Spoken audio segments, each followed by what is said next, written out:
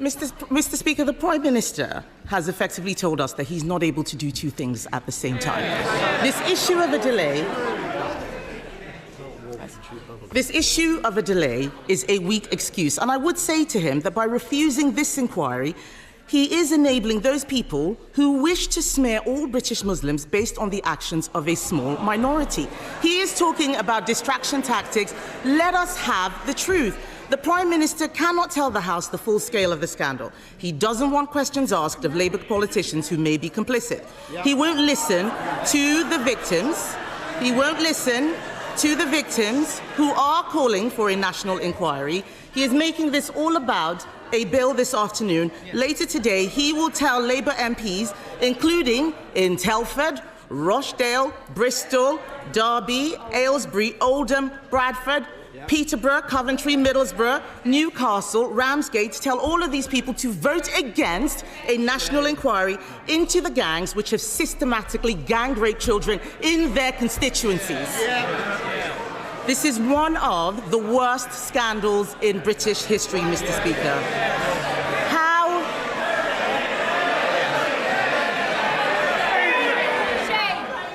Sorry? This is a very, very important issue that does matter to the country. It matters to all our constituents. I want to make sure they can hear what's being said by the Leader of the Opposition and the Prime Minister of the Opposition. Mr. Speaker, this is one of the worst scandals in recent British history. But how are they going to explain to their constituents that obeying his whip is more important than doing the right thing? She's right to say it's one of the worst scandals. It's terrible. That's why I acted on it. Her recently acquired view that it's a scandal, having spent a lot of time on social media over Christmas, not once in 8 years did she stand here and say what she's just said. Not once in 8 years.